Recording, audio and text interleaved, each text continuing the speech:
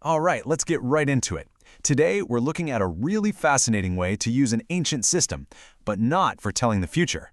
Nope, we're talking about using it as a modern map to understand ourselves. Think of Tarot, but reimagined as a tool for your own personal evolution, for finding balance in this kind of chaotic world we live in.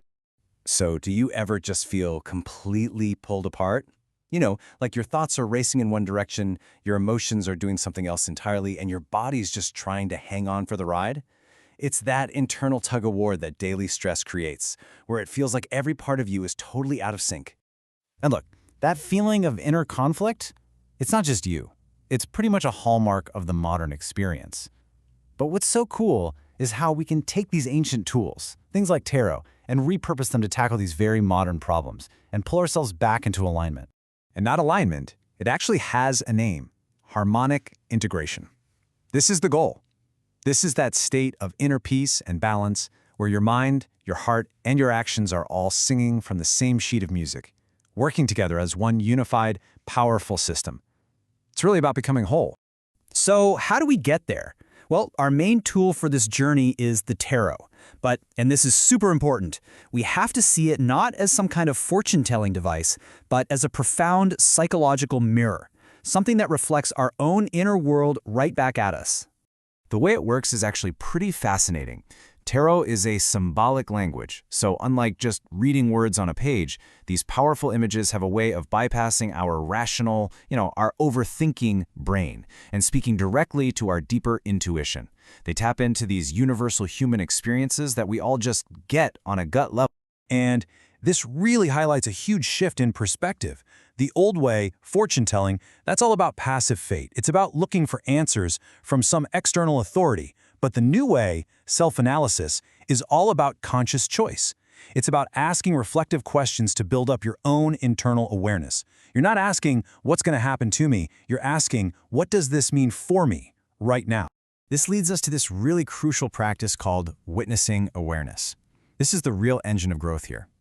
By using the cards as prompts, you start to learn how to just observe your own automatic thoughts, feelings, and behaviors without judging them.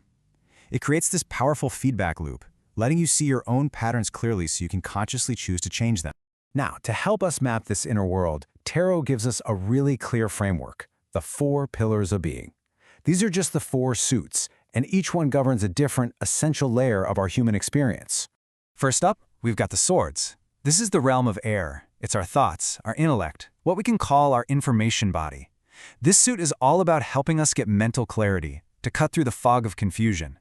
It's about challenging those limiting beliefs, that little voice inside that says, I'm not good enough, or I'll never get this right.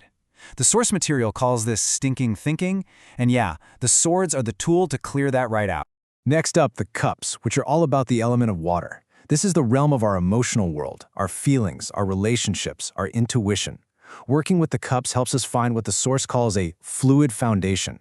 It's about learning to navigate the tides of our emotions, to process disappointment without getting stuck, and to really find a sense of contentment that comes from within. Then we have the fire, that vibrant energy of the wands. This suit is all about our drive, our willpower, our passion, what the source calls the metabolic heat that we need to actually get up and do things. This is the energy of purpose, of self-actualization. It's that creative spark that pushes us to take risks, chase our goals, and really move powerfully through the world. And finally, we have to ground it all. That's where the Pentacles come in, representing the earth element. This is about our physical body, our finances, our job, the tangible, real-world stuff. Pentacles help us build security and connect with the practical realities of life, making sure all this growth we're working on is built on a solid foundation that's actually sustainable. So this chart kind of lays it all out like a blueprint. You can see exactly how each suit connects to an element, a focus area, and a layer of your own being. When all 4 of these are in harmony, when they're all working together, that's when you hit that sweet spot of real holistic integration. Okay, so that's the theory, which is great, but how do you actually do this, like right now? Let's walk through a super simple but really powerful exercise you can use immediately to start creating your own map. It's called the 3-card integration spread, and it is beautifully simple. Card 1 helps you look at your foundation, the lessons and patterns from your past. Card 2 pulls you right into the present moment, showing you what needs your attention right now. And card 3, that's your guide for the future, showing you how to bring all these lessons together and move forward in a much more balanced way. And it's so important to remember this isn't a one-time fix. Using this map is all about setting off on an intentional, ongoing journey. It's a continuous process of discovery, not some final destination you just arrive at one day. So why does this all matter? Well, because this practice, it's not just about a quick fix. It supports genuine long-term maturity. It helps to, as the source says, de-automatize your psychological system, breaking you out of those unconscious habits. You learn to live in closer contact with your whole self. And maybe most importantly, you really learn to trust your own perspective. Ultimately, what this all is, it's a call to action. It's an invitation to become an intentional evolutionary, to be someone who stops just passively letting life happen to them and starts consciously participating in their own growth. So I'll leave you with this one question. As you think about those 4 pillars, your thoughts, your emotions, your actions, and your physical reality, which one is calling out to you right now? What part of your inner world will you map first?